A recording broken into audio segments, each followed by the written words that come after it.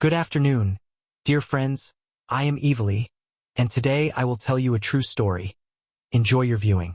The small village of Kazivka lay deep within the Carpathian mountains, a place untouched by time and often whispered about in academic circles for its mysterious, ancient folklore. The villagers, a superstitious and reserved lot, avoided visitors whenever they could.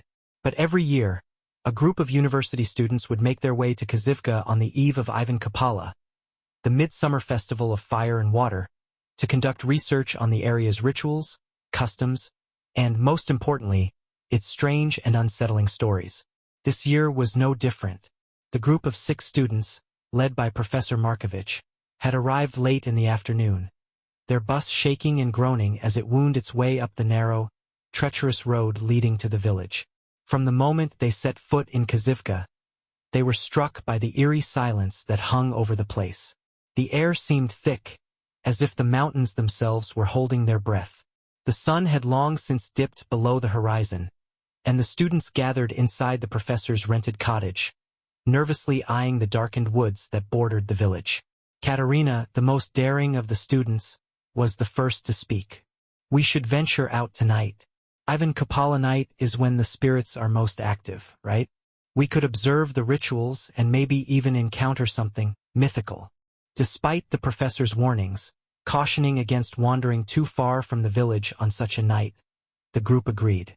They weren't the first to be drawn into the seductive mystery of the mountains and the allure of the unknown. They gathered their supplies, flashlights, cameras, notebooks, and set off into the dark forest.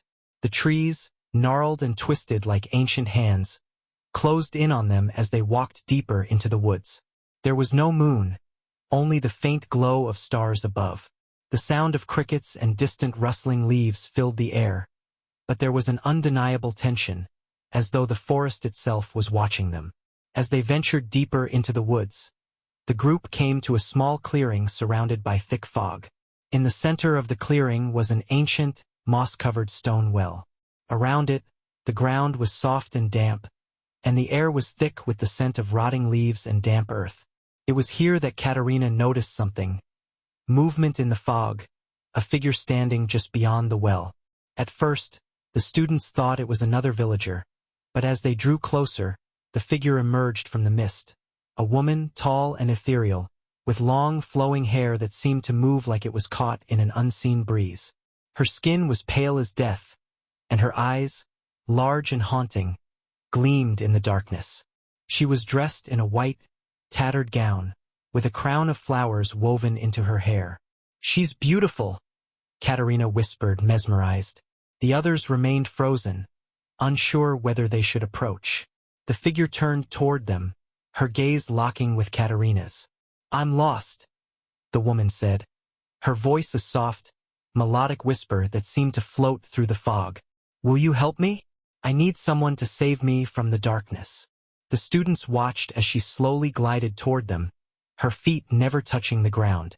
The air around her grew colder, and the faint scent of wildflowers turned sickly sweet, like decay. Professor Markovich stepped forward, his voice trembling. Who are you?" "I am the Mavka," the woman said, her smile twisting into something sinister. "The guardian of these woods. The night is mine, and the spirits walk beside me." Before they could react, the ground beneath their feet began to shift, the earth growing soft and spongy, as if it were coming alive. The trees surrounding the clearing began to groan and creak, their branches stretching toward the students, blocking their escape. The Mavka's eyes darkened, her voice growing louder and more insistent. "You should not have come here," she hissed. "Now you will stay with me forever, in the dark. You will never leave." The air turned thick, suffocating, as the Mavka reached out to touch Katerina, her fingers like ice. The professor lunged forward, grabbing Katerina by the arm and pulling her away from the Mavka's grasp. They ran, stumbling over the uneven ground, barely managing to escape the tightening grip of the forest. As they broke free from the clearing, the fog lifted, and the trees seemed to retreat, but the feeling of dread lingered in the air. Katerina was pale, her body trembling with a mix of fear and fascination. I I don't know what happened, she whispered, wide-eyed. She was real. I could feel it. Professor Markovich, his face ashen, was equally shaken. That was no ordinary woman. The Mavka is a forest spirit, a vengeful soul who leads travelers to their doom. We need to leave. Now. The group returned to the village, but sleep would not come easily. The oppressive atmosphere of the forest had followed them back, and each creak of the old cottage seemed to echo with unseen footsteps. But the night had more to offer, and as the clock struck midnight, a loud knocking echoed at their door. At first, they thought it was a prank by the villagers, but when Professor Markovich opened the door, a terrible stench filled the room, like rotting fish and stagnant water. A figure stood in the doorway, hunched and grotesque, its body covered in algae and slime, with long tangled hair dripping with murky water. "Who's there?" Markovich demanded, though his voice was shaky. The figure stepped forward, revealing its true form. A monstrous creature with a twisted face, covered in boils and patches of skin that appeared to be rotting. Its eyes glowed with an unnatural green light, and its mouth was a horrific gaping maw filled with sharp, yellowed teeth. "I am the Vodyanoy," the creature hissed. "I live in the waters, and I claim the souls of those who dare disturb my domain." Before they could react, the Vodyanoy lunged forward, grabbing Markovich by the collar with a strength that seemed impossible for its frail, decayed body. The student screamed as the creature dragged him outside, its long, webbed fingers digging into his flesh. It dragged him toward the nearby stream, the murky water rising around them like a hungry beast. The students scrambled to pull him back, but the Vodyanoy was too powerful. The professor's body was submerged beneath the water, and they could hear his desperate gurgles, his body convulsing as the creature pulled him deeper. Panicked, they tried to break free, but the creature's grip was unyielding. It hissed in satisfaction, slowly sinking back into the dark waters with Markovich's body, leaving only ripples behind. The students, shaking with terror, backed away from the edge of the stream, knowing that they had narrowly escaped death. But they couldn't shake the feeling that something far worse was waiting for them in the forest. The night was far from over. The students, terrified and exhausted, knew they had to leave the cursed village before the creatures claimed them all. But the mountain's grip was tightening, and the darkness seemed to press in on them from all sides. As dawn's first light struggled to pierce the thick canopy of trees, the students huddled together, their faces pale and drawn. They were shaken, exhausted, and utterly terrified. Markovich had vanished into the water, his screams echoing in their minds. They had no choice but to stay in the village for the remainder of the night, too afraid to leave the shelter of their cottage. They hoped that daylight would bring them safety, but the events of the night had proven otherwise. There was something dark and ancient in these mountains, a malevolent force that had stirred and was now determined to claim them all. Just as the students began to settle into a fragile sense of calm, the ground began to shake. The walls of the cottage groaned as if the very earth beneath them were alive. The students grabbed their things and rushed outside, but what they saw made their blood run cold. The sky was overcast now, and the village was covered in a heavy mist, like a veil hiding a terrible truth. As they ventured cautiously into the fog, they came to a nearby lake.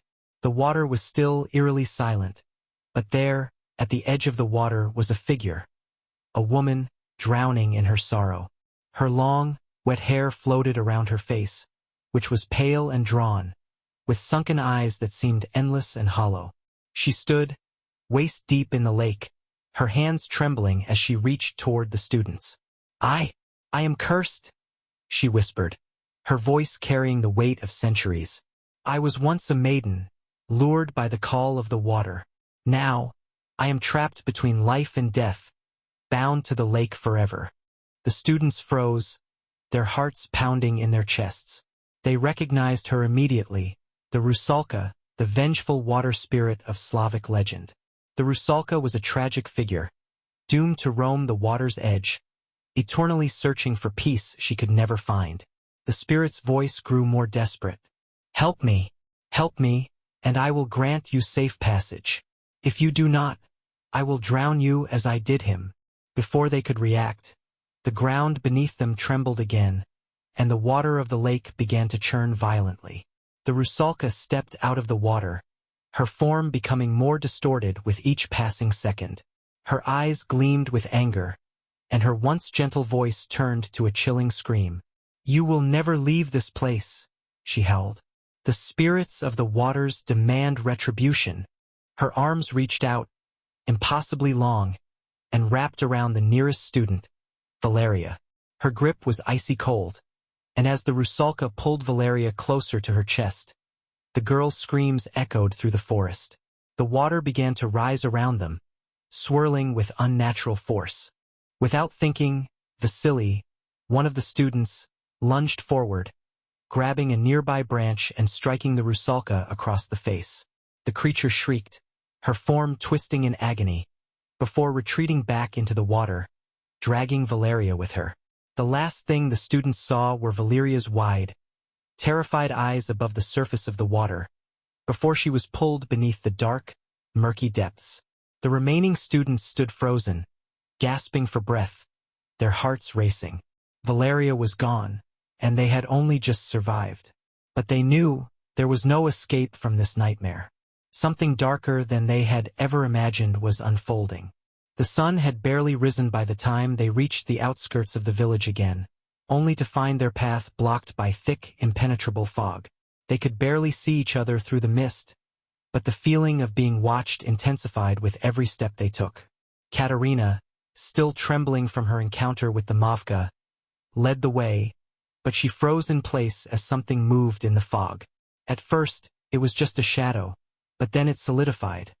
A towering figure, half man, half beast, covered in matted fur and bark-like skin.